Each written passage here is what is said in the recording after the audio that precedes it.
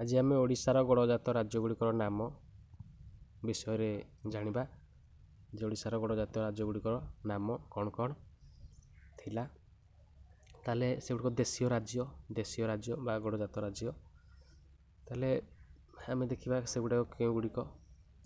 ନୟାଗଡ଼, ରଣପୁର, 1 ନମ୍ବରରେ ରହୁଛି ନୟାଗଡ଼, ରଣପୁର, 3ରେ ଖଣ୍ଡପଡ଼ା, ଦଶପଲ୍ଲା, 5ରେ ଆଠଗଡ଼, ତାପରେ ବଡ଼ମ୍ବା। ଏଗୁଡ଼ାକ ସବୁ ହେଉଛି ଦେଶୀୟ ରାଜ୍ୟ ବା ଗଡ଼ଜାତ ରାଜ୍ୟ ଯେଉଁଟା ଆପଣ କହୁଛନ୍ତି।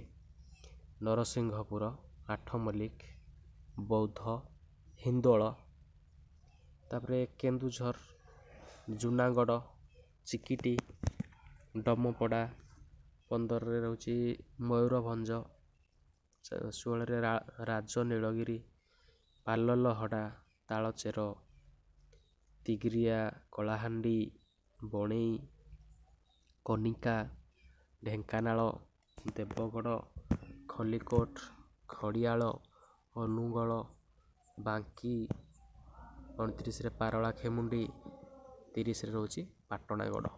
ତାହେଲେ ଏଇ 30ଟି ଆପଣମାନେ ଗଡ଼ଜାତ ରାଜ୍ୟର ନାଁ ଜାଣିଲେ। ରାଜ୍ୟଗୁଡ଼ିକର ନାଁ ଗଡ଼ଜାତ ରାଜ୍ୟ ଯେଉଁଗୁଡ଼ିକ ଥିଲା ବା ଦେଶୀୟ ରାଜ୍ୟ 30 ଗୋଟି ଜାଣିଲେ ଆପଣମାନେ। ତାହେଲେ ଆମେ ଜାଣିବା ସେ ବିଷୟରେ ଯେ ଏଗୁଡ଼ିକ କେବେ କ'ଣ ହେଇଥିଲା ନା ଭାରତର ତତ୍କାଳୀନ ସ୍ୱରାଷ୍ଟ୍ର ମନ୍ତ୍ରୀ ସର୍ଦ୍ଦାର ବଲ୍ଲଭଭାଇ ପଟେଲ, ଭାରତର ତତ୍କାଳୀନ ସ୍ୱରାଷ୍ଟ୍ର ମନ୍ତ୍ରୀ ସର୍ଦ୍ଦାର ବଲ୍ଲଭଭାଇ ପଟେଲ ଓ ଓଡ଼ିଶାର ପ୍ରଥମ ମୁଖ୍ୟମନ୍ତ୍ରୀ ଡକ୍ଟର ହରେକୃଷ୍ଣ ମହତାବଙ୍କ ନେତୃତ୍ୱରେ ଉପରଲିଖିତ ଗଡ଼ଜାତ ଅଞ୍ଚଳଗୁଡ଼ିକ ଦେଶୀୟ ରାଜ୍ୟ ସହ ମିଶ୍ରଣ ସମ୍ଭବପର ହୋଇପାରିଥିଲା। ତାହେଲେ ଜାଣିଲେ ଯେ ଗଡ଼ଜାତ ରାଜ୍ୟଗୁଡ଼ିକର ତା କେମିତି ମିଶ୍ରଣ ହେଇଥିଲା। ତାହେଲେ